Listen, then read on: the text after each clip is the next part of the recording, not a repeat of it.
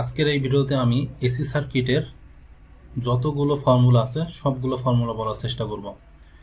AC সার্কিটের ম্যাথগুলো যদি আপনি সলভ করতে যান অবশ্যই আপনি পদে পদে বাধা খাবেন, কারণ এসি সার্কিট অনেকগুলো ফর্মুলা আছে যেগুলো আপনি আগে থেকে না জানলে ম্যাথ করতে পারবেন না।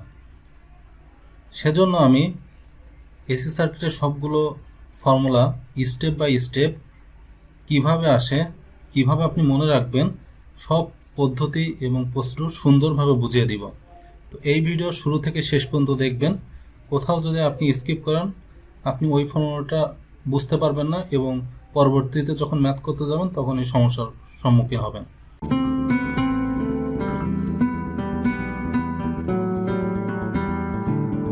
Welcome to my channel diversity 360। ছাত্রছাত্রীদের স্বপ্ন পূরণই আমাদের লক্ষ্য। তিনটি বিষয়ের উপরে আমরা গুরুত্ব দিয়ে থাকি। 1 নম্বর অ্যাডমিশন গাইডলাইন। আপনি অ্যাডমিশনে ভালো ইউনিভার্সিটি চান্স পেতে চান, যেমন ঢাকা ইউনিভার্সিটি, বুয়েট, মেডিকেল, এগুলোর গাইডলাইন ভিডিও আপনি আমাদের চ্যানেলে পাবেন। 2 জব গাইডলাইন। ট্রিপলিতে বিএসসি শেষ করার পরে আপনি হতাশায় ভুগছেন, কীভাবে চাকরির প্রস্তুতি নেবেন, আপনি সবগুলো ভিডিও আমাদের এই প্লেলিস্টে পাবেন। ট্রিপলি কোর্স ওয়াইজ যে ভিডিও, যেমন VLSI lab, VLSI theory, DSP lab থেকে শুরু করে বিভিন্ন ধরনের ভিডিও আমাদের এই চ্যানেলে পাবেন। এজন্য আমার এই চ্যানেলের একটা মাত্র অবজেক্টিভ রেখেছি, তোমাদের সফলতা আমাদের প্রশান্তি। শুরুতেই আমি এখানে দেখাচ্ছি প্রথম যে ফর্মুলাটা, সেটা হলো 2 ওয়াটমিটার মেথড। এটা কিন্তু এসি সার্কিটের খুব জনপ্রিয় একটা পদ্ধতি, যে পদ্ধতি অ্যাপ্লাই করে আপনি একটা 3 ফেজের পাওয়ার ক্যালকুলেট করতে পারবেন। এখানে দেখতেই পাচ্ছেন একটা ওয়াই কানেক্টেড লোড আছে এবং এই ওয়াই কানেক্টেড লোডের ভিতরে কি পরিমাণ পাওয়ার কনজাম্পশন হয় সেটাকে আপনি 2 ওয়াটমিটার এই মেথড পদ্ধতিতে অ্যাপ্লাই করতে পারবেন। অর্থাৎ 3টে ওয়াটমিটার পদ্ধতি আপনার লাগবে না, অর্থাৎ 2 ওয়াটমিটার দিয়ে আপনি কাজ করতে পারবেন। সেটা কিভাবে হয়? 2 ওয়াটমিটার মেথডের সিটিং অ্যারেঞ্জমেন্ট আগে একটু বুঝে আসি। এটা একটা লোড, ওয়াই কানেক্টেড লোড। এই ওয়াই কানেক্টেড লোডের একটার সাথে দেখেন কারেন্ট ট্রান্সফরমার কানেক্টেড, আর একটার সাথে পটেনশিয়াল ট্রান্সফরমার কানেক্টেড। এদেরকে বলা হয় যে ইনস্ট্রুমেন্টাল ট্রান্সফরমার।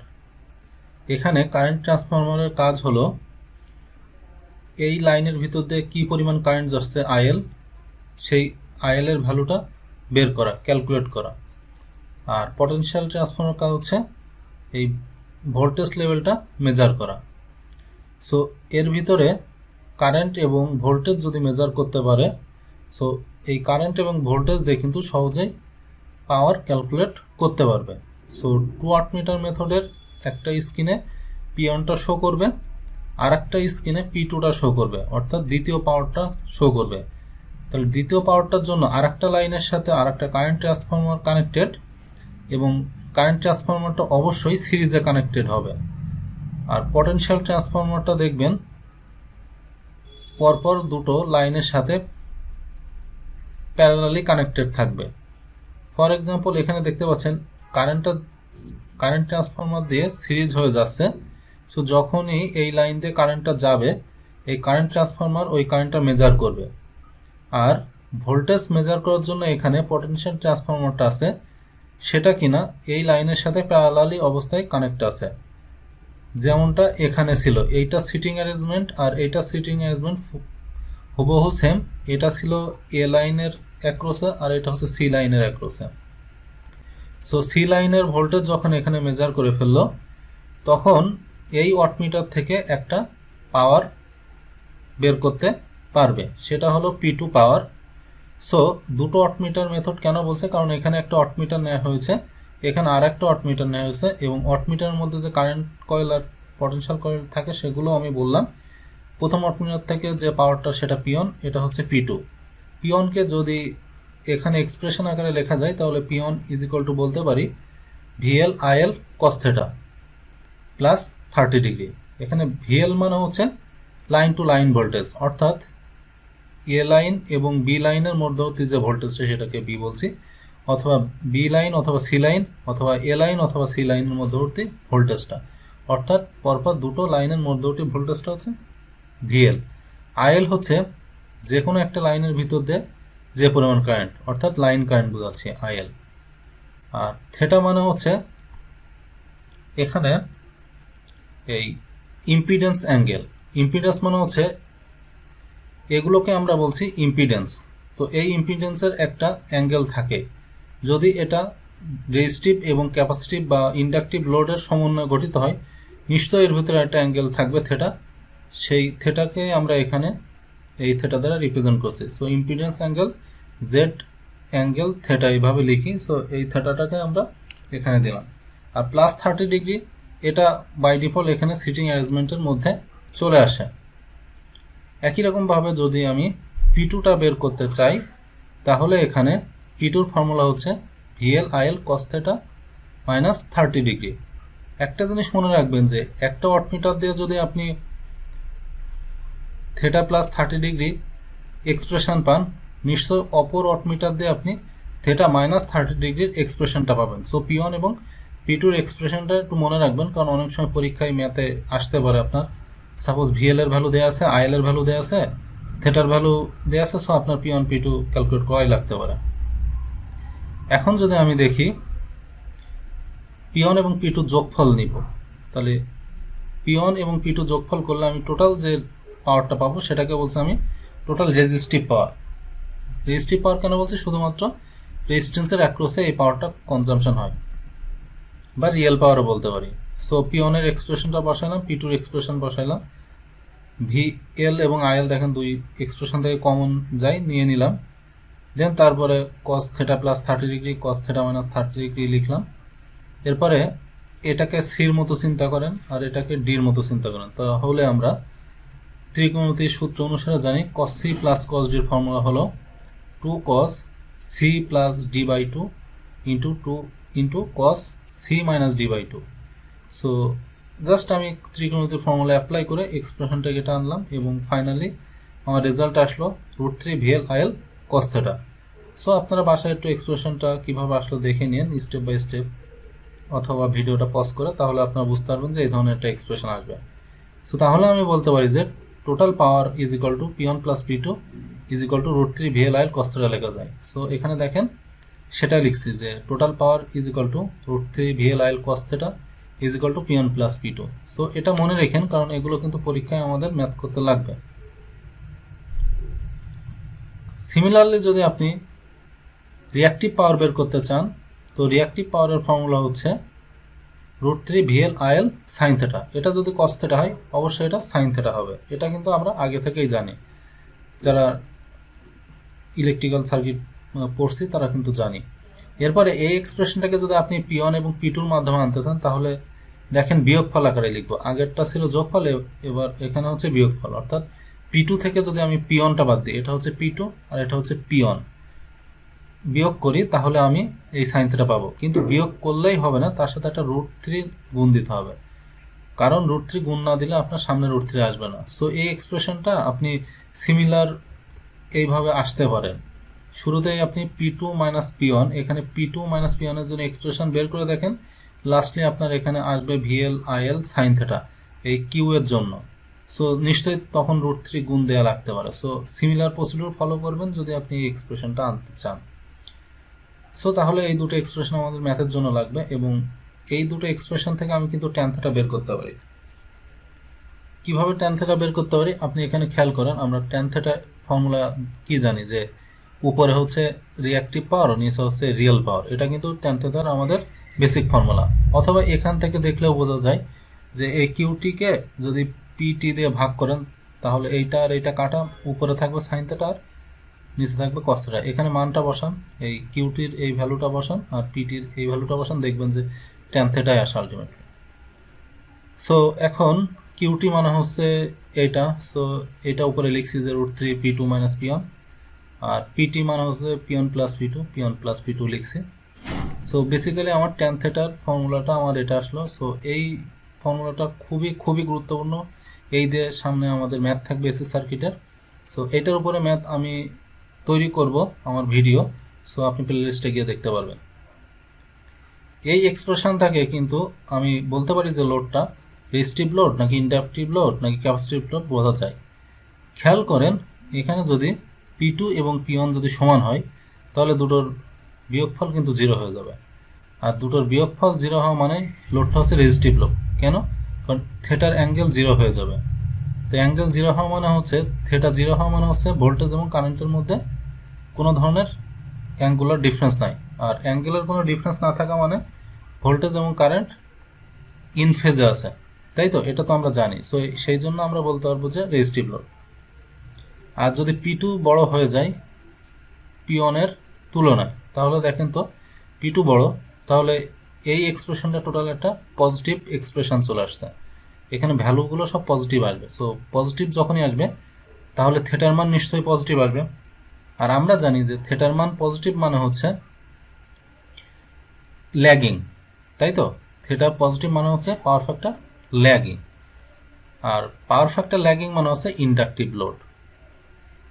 3 নম্বর এক্সপ্রেশনটা খেয়াল করেন, যদি P2 ছোট হয় আর P1 যদি বড় হয় তাহলে নিশ্চয়ই নেগেটিভ এই বিয়োগফলের জন্য P1 বড় কারণে এই এক্সপ্রেশনটা নেগেটিভ আসবে। সো ভ্যালুটা নেগেটিভ আসবে। এখন যদি আপনি থিটা ক্যালকুলেট করেন তো নেগেটিভের জন্য থিটা কিন্তু নেগেটিভ আসবে। আর থিটা নেগেটিভ মানে হচ্ছে power factor leading, so leading power factor. আর লিডিং পাওয়ার ফ্যাক্টর কখন হয়? যখন লোডটা ক্যাপাসিটিভ হয়, কারণ ক্যাপাসিটিভের কারণে কারেন্টটা কিন্তু লিড করে, আর কারেন্ট লিড মানে হচ্ছে পাওয়ার ফ্যাক্টর লিড। সো এই যে জিনিসগুলো আমি বলতেছি না, এগুলো কিন্তু খুব বেসিক জিনিস। সো এই বেসিক জিনিসগুলো না আপনি একটু বাসায় প্র্যাকটিস করে মনে রাখবেন যে কারেন্ট লিডিং মানে হচ্ছে পাওয়ার ফ্যাক্টর লিডিং, আর পাওয়ার ফ্যাক্টর লিডিং মানে থিটার ভ্যালু নেগেটিভ। অন্যভাবে যদি আপনি চিন্তা করেন, কারেন্ট ল্যাগিং মানে হচ্ছে পাওয়ার ফ্যাক্টর ল্যাগিং, আর পাওয়ার ফ্যাক্টর ল্যাগিং মানে হচ্ছে থিটা পজিটিভ। সো এই দুটো জিনিস আপনার মাথায় সেট করে ফেলবেন। যাই হোক, আমরা 2 ওয়াট মেথড দিয়ে টোটাল পাওয়ার আর গুলো বের করতে পারলাম। এখন আমাদের নেক্সট ফর্মুলাতে যাব। এখানে আমি একটা 3 ফেজ সিস্টেমের ইকুয়েশনগুলো লিখছি। এই ইকুয়েশনগুলো কিভাবে আসে সেগুলো বোঝার জন্য আমার এই সার্কিটে যেতে হবে। এখানে দেখতে পাচ্ছেন এটা একটা ওয়াই কানেক্টেড সোর্স দেখাচ্ছি আমি। এখানে একটা ভোল্টেজ আছে, এখানে একটা ভোল্টেজ, এখানে একটা ভোল্টেজ। সেই ভোল্টেজগুলো আসলে ওয়াই কানেক্টেড অবস্থা আছে। এটা একটা 3 ফেজ সিস্টেম ভোল্টেজের জন্য। আর এখান থেকে যে লাইন কারেন্ট আছে সেটাকে আমরা আইএ বলছি, আইবি এবং আইসি। এখানে দুটো জিনিস ব্যাপার, একটা হলো এ এবং বি, এই দুই পয়েন্টটাকে আমরা বলি যে লাইন ভোল্টেজ। তো এ এবং বির ভোল্টেজ ডিফারেন্সটাকে বলছি লাইন ভোল্টেজ। আর এ এবং এন, এন মানে হচ্ছে নিউট্রাল, এই দুইয়ের ভোল্টেজ ডিফারেন্সটাকে বলছি আমরা নিউট্রাল ভোল্টেজ, তাহলে অথবা ফেজ ভোল্টেজ। তো এখানে দেখেন ভিএএন দ্বারা তাহলে কি বোঝাচ্ছে? Phase voltage. আর লাইন ভোল্টেজ তাহলে কত? ভিএবি। সো এই জিনিসটা এখন আমরা এখান থেকে এক্সপ্রেশন দিয়ে দেখব। এই ফেজ ভোল্টেজ গুলো প্রত্যেকটা ভ্যালুর জন্য কিন্তু সেম হবে, ম্যাগনিটিউড সেম। সাপোজ এটা যদি 5 ভোল্ট হয়, এটা 5 ভোল্ট হবে, এটাও 5 ভোল্ট হবে। সো এজন্য আমরা যখনই ভিএএন, ভিবিএন আর ভিসিএন এই ভ্যালুগুলো বের করতে যাব, তখন আমি ধরে নিলাম এদের ম্যাগনিটিউডগুলো সব সেম, কিন্তু অ্যাঙ্গেলের ডিফারেন্স আছে।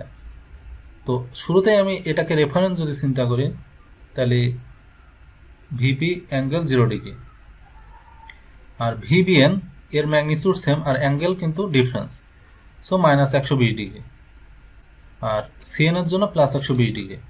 এখন কোশ্চেন হচ্ছে এটা মাইনাস কেন, এটা প্লাস কেন? যদি আমি এটা এবিসি সিকোয়েন্সে অ্যাপ্লাই করি, এবিসি সিকোয়েন্সের এই ফেজর ডায়াগ্রামটা ড্র করা খুবই জরুরি। এখানে দেখেন এই দিক বরাবর ভিএএন, এই দিক বরাবর ভিসিএন, আর এই দিক বরাবর ভিবিএন কাজ করে। তো দেখেন তো এখান থেকে ভিএএন যদি ঘড়ির কাঁটার বিপরীত দিক থেকে আমি হিসাব করি, তাহলে ভিসিএন দেখেন ভিএএন এর তুলনায় 120 ডিগ্রি সামনের দিকে। সো এটা এর জন্য পজিটিভ 120 ডিগ্রি। সো এই জন্য পজিটিভ 120 ডিগ্রি। আর এখান থেকে চিন্তা করেন, যদি আমি নিচের দিক থেকে ঘড়ি কাঁটার দিকে যাই, এটা ভিবিএন 120 ডিগ্রি পিছনের দিকে অথবা ল্যাগিং। সো ল্যাগিং এই কারণে -120 ডিগ্রি। সো কেন +120, কেন 120 মাইনাস, এটা নিশ্চয়ই বুঝতে পারছেন। সো এটা পজিটিভ সিকোয়েন্সের জন্য, পজিটিভ সিকোয়েন্সের অপর নাম এবিসি সিকোয়েন্স। এখন যদি আমি এই সিকোয়েন্সটা এবিসি না চিন্তা করে এসিবি চিন্তা করি, তো এসিবি মানে কি?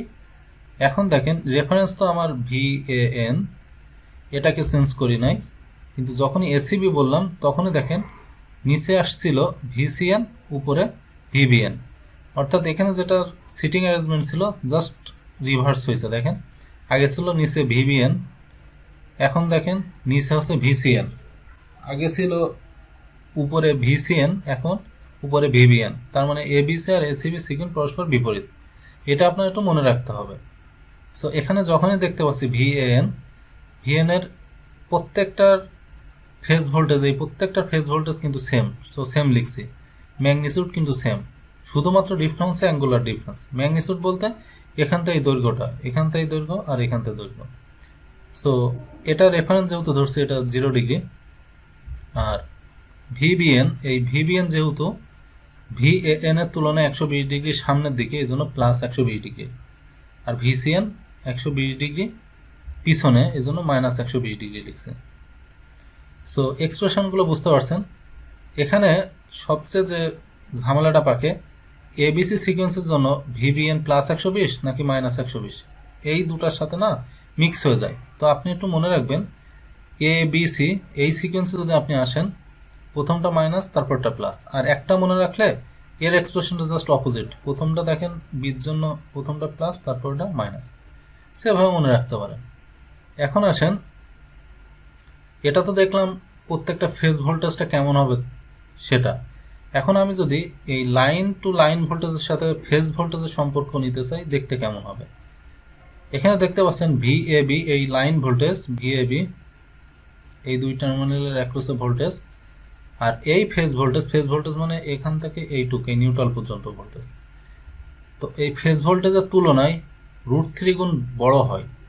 সো ফেজ ভোল্টেজের সাথে √3 গুণ দিলেই আমি তাহলে কি লাইন ভোল্টেজ পাবো VABর জন্য। আর যদি আপনি VBC বের করতে চান, VBC সেটাও আপনার এখানে যে ভ্যালুটা আপনি দেখছেন, এই ভ্যালুর সাথে আপনি মাইনাস 120 ডিগ্রি চেঞ্জ হবে। কেন চেঞ্জ হবে?